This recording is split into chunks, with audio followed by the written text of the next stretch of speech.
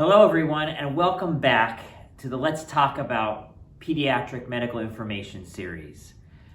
Today, let's talk about the infant formula shortage that we have facing the United States right now. And sort of what we can do to help our babies get the nutrition that they need and deserve.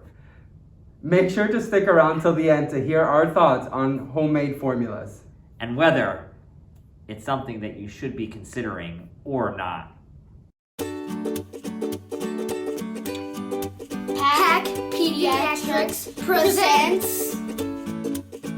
So how did we get to this place where we're lacking infant formula on the shelves to feed our babies? Well, as you all know, we can blame some of it on the pandemic, because we're blaming everything on the pandemic, right? So supply chain issues, difficulty getting ingredients to factories are all things that actually played into this shortage. Matter of fact, in November, there was about 11% shortage of baby formula nationally, basically due to the pandemic and its related supply chain issues.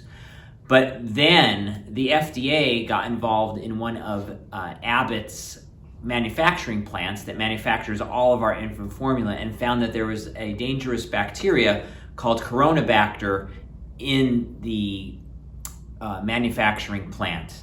And as a result, they shut the plant down. So that was like the double whammy. We have a supply chain issue, and now one of the plants gets shut down. And hence, now we're in a situation where about 43% of shelves are bare of infant formula nationally. But the good news is that this is going to be a short-term problem, because the manufacturing facility in Michigan is back online now and will be producing formula. But we do still have a couple weeks that we have to get through. So what can we do in the meantime? So one of the things that I want to talk about is, if you are currently expecting a baby, one of the things that you should do is definitely look into speaking to a board-certified breastfeeding medicine expert. They will be able to help you understand the ins and outs of breastfeeding. What are some things that you can do to help make sure that you have enough supply and that your supply is constant and adequate for your baby. If you are already breastfeeding, that's wonderful. If you are partially breastfeeding though, maybe we can consider going back to fully breastfeeding, or trying to increase your supply so that you can have enough breast milk stored to offer your baby bottle-fed breast milk. If you're a couple of months out from breastfeeding, this could be a tricky process, but it can be doable with the help of an expert. So definitely reach out to your pediatrician or to your baby's doctor for contacts to local breastfeeding specialists. Here at PAC Pediatrics, we do have an internationally board-certified lactation consultant who sees patients regardless of if they come to PAC or not. So check your local resources and make sure that you have somebody nearby. If you are currently breastfeeding and pumping and you have a large amount of supply, something that you can do to help the situation is maybe donating some of your extra breast milk to breast milk banks. Also, if you're considering using someone else's breast milk, which is a practice that has been used in the past and in modern times, be very careful of where you're getting that donor breast milk from. Make sure it's from a very reputable source. Always remember with baby formula that you mix it according to the directions that are on the can. It is really important that you do exactly what the directions say, because you do not want to dilute the formula, because that actually could be fatal to small babies, because they cannot handle the extra water and can lead to sodium imbalances in their bloodstream that can actually be extremely harmful. In addition, they will not be getting the proper calories that they need. So if you have a can, please do not try to stretch it out. In addition, what you can also do is, if you run out of one brand of formula, it's okay for a short period of time to try another branded formula, because it's still baby formula giving the same amount of calories and the proper nutrition. Typically, we do not recommend bouncing between formulas back and forth, but in a time of shortage, it's okay to do that for a period of time.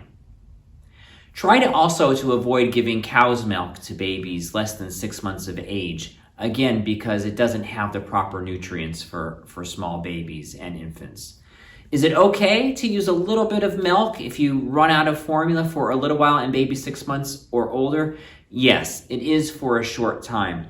Probably for like a day or two. I would not recommend going much longer than that at most, because again, it is not giving the baby proper nutrition and can actually irritate their bowels.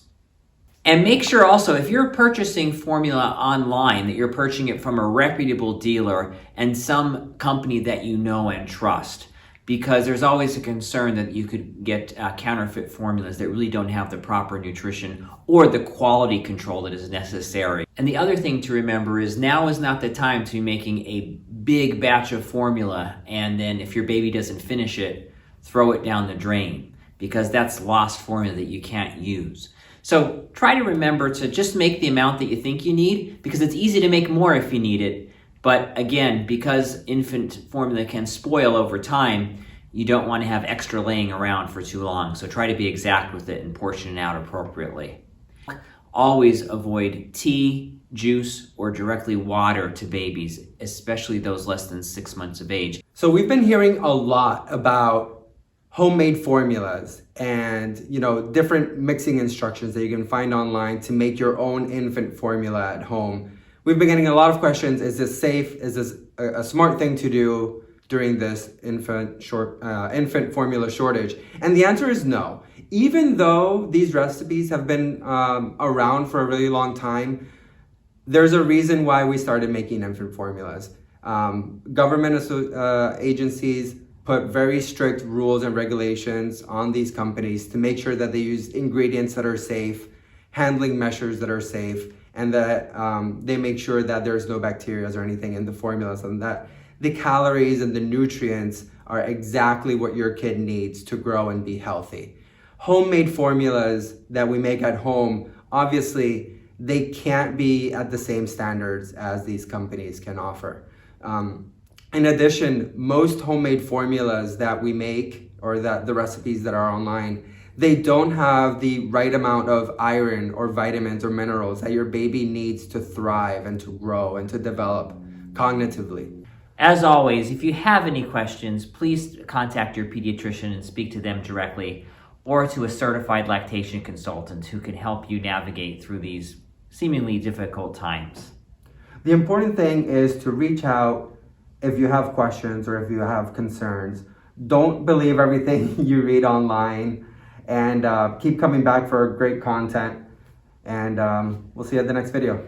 We hope you enjoyed this video. Make sure you click the like button and subscribe to PAC Pediatrics for more information on keeping your children healthy and safe.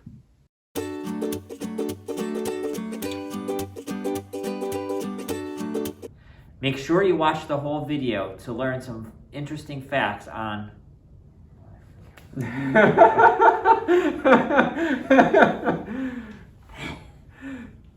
All right. Make sure to stick around till the end to hear more about... No.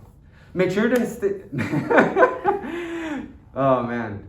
What are we sticking around for?